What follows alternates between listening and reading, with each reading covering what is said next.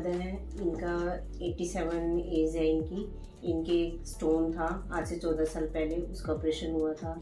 उसके बाद उससे पहले इनके एक सर्जरी, वो प्रेगनेंसी की सर्जरी वो भी हो सकी, सिजेरियन भी हो चुका है, 2 ऑपरेशन इनके हो चुके हैं।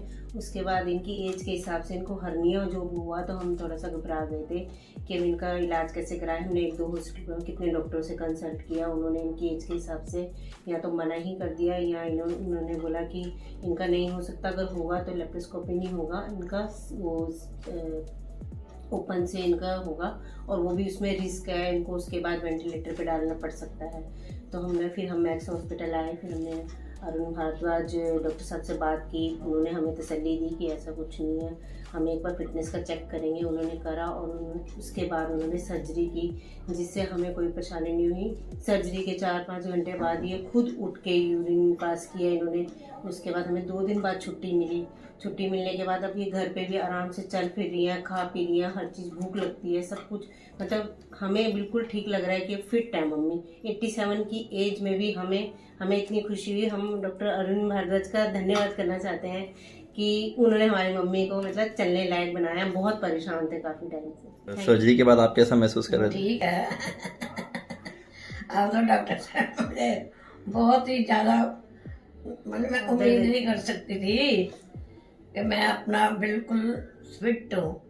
अच्छा, ऑपरेशन के बाद कोई खास तकलीफ? नहीं, कुछ नहीं हुआ मुझे, मैं ऐसे कह दूँ। बहुत बढ़िया हो आपका गया। लेप्रोस्कोपी से ऑपरेशन हुआ था, दूरबीन से ही? हाँ, 14 साल पहले। नहीं, अभी जो आपका ऑपरेशन हुआ दूरबीन से हुआ ना, आपका लेप्रोस्कोपी से हुआ है, तो कोई तकलीफ तो नहीं, कोई खास वो नहीं, दर्द नहीं? मुझे तो पता नहीं लगा, जब बाद में थोड़ी सी पेन हुई, वो तो देखो होता ही है कुछ। पर अभी एक हफ्ते बाद बिल्कुल ठीक हूँ, घर में मैं चल फिर लेती हूँ, कोई दिक्कत नहीं। So this 87-year-old lady came to me. On evaluation, she was found to be having an incisional hernia with history of multiple surgeries in the past and multiple medical issues, including lung problems.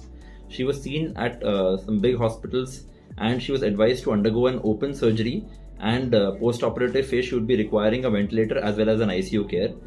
We evaluated her along with the anesthesia evaluation. She was taken up for a laparoscopic keyhole procedure, and the surgery was performed in less than an hour.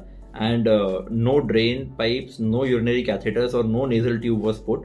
So this is as per the recent protocol, so that you can ambulate the patient at the earliest, have a good pain control, so that the recovery is fast. So within 24 hours, she could take almost all liquids, and in 48 hours, she was discharged from the hospital. So in such old patients, it is important that we take care of all these extra factors, and you need to have a good anesthesia backup as well as an ICU backup in case if it is needed.